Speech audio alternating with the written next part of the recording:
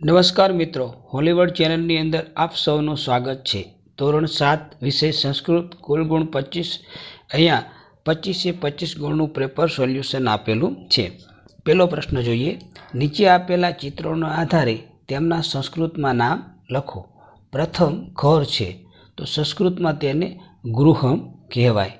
બીજું બારી છે, તો સંસ્કૃતમાં તેને વાતાયનમ કહેવાય।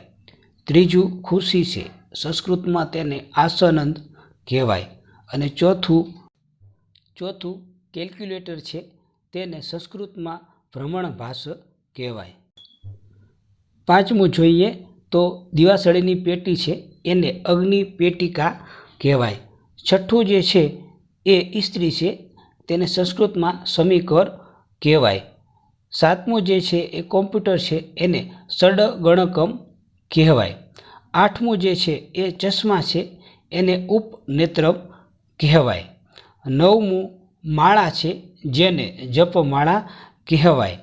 અને 10મું ખિસકોલી છે, જેને સંસ્કૃતમાં વૃક્ષ સાચિકા કહેવામાં આવે છે। તો આ રીતે બધા જ શબ્દોના ચિત્ર ઉપરથી સંસ્કૃતમાં નામ લખી શકાય છે।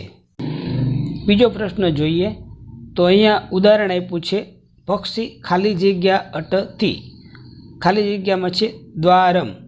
હવે વાક્ય આવું બનશે કે પક્ષી દ્વારમ અટતી।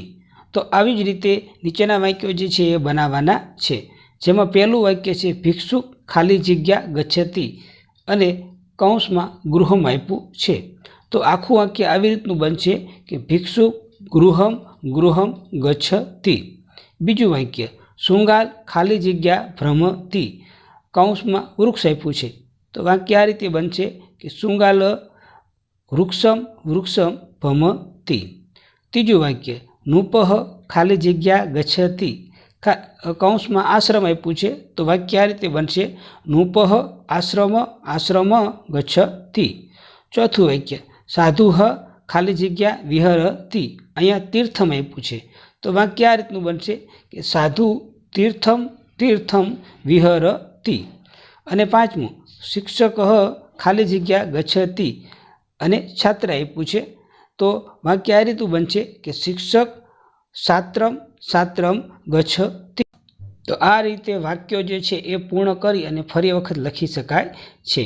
ત્યાર પછીનો પ્રશ્ન જોઈએ તો તેમાં આપણને એક ગીત આપવામાં આવ્યું છે, અને એના આધારે સંસ્કૃતમાં જવાબો લખવાના છે। ગીત આ રીતનું છે, મેઘો વર્ષતિ પ્રવહિત નીરમ, તૃષ્યંતી કુશક ગસતી ગોષ્ઠમ, નયતી ચ વૃક્ષમ હલપી વહતી, કૃષિતી ક્ષેત્રમ વપતિ ચ બીજમ, રોહિષી સદસ્ય ફલમ પ્રકામમ, ભવતી સમૃદ્ધિ મનુકૂલ વૃદ્ધિ।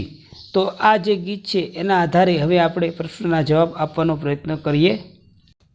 પ્રથમ પ્રશ્ન જોઈએ, મેઘો વર્ષતિ તદા કી પ્રવહતિ, તો તેનો જવાબ આવશે યદા મેઘ વર્ષતિ તદા નીરમ પ્રવહતિ।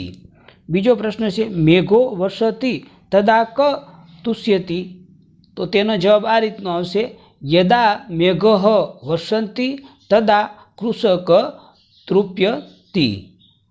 ત્રીજો પ્રશ્ન વૃક્ષમ કૃત વસતિ, તો તેનો જવાબ આ આવશે વૃક્ષભ હલપી વસતિ। ચોથો પ્રશ્ન ક્ષેત્ર ક કસતિ, તો તેનો જવાબ આ આવશે કસતિ ક્ષેત્રમ વર્પિત ચ બીજમ। અને પાંચમો પ્રશ્ન કૃષક કી વપતિ, તો તેનો જવાબ આ રીતનો આવશે કે કૃષિક ક્ષેત્રે બીજ વપતિ। તો આ રીતે બધા જ પ્રશ્નોના જવાબ સંસ્કૃતમાં લખી શકાય છે। આપણે પાંચમો પ્રશ્ન જોઈએ, નીચે આપેલા વાક્યોનું સુંદર અક્ષરે અનુલેખન કરો। તો બાળ મિત્રો, અહીંયા જે વાક્યો આપ્યા છે તે બધા જ વાક્યોને સુંદર અક્ષરોએ એના એ જ વાક્યો ફરીથી લખવાના છે। સારા અક્ષરો દ્વારા તે જ વાક્યો આપણે આપણી એકમ કસોટીની બુકમાં નોંધ કરીશું। પાંચમો પ્રશ્ન આપણે જોઈએ। પાંચમો પ્રશ્ન છે, નીચે આપેલા ગુજરાતી વાક્યોનું અનુવાદ સંસ્કૃતમાં કરો। પહેલું વાક્ય આ ખેડૂત છે, તો સંસ્કૃતમાં તેને એસહ કૃષિક કહેવાય, એસહ કૃષિક હ. બીજું વાક્ય એક પક્ષી છે, તો તેમાં એવું લખી શકાય એસહ પક્ષી હ. ત્રીજું વાક્ય છે આ વેપારી છે, તો તેનું સંસ્કૃત એસહ આપણીક. ચોથું છે આ વૃક્ષ છે, તો તેનું સંસ્કૃત એસહ વૃક્ષ હ.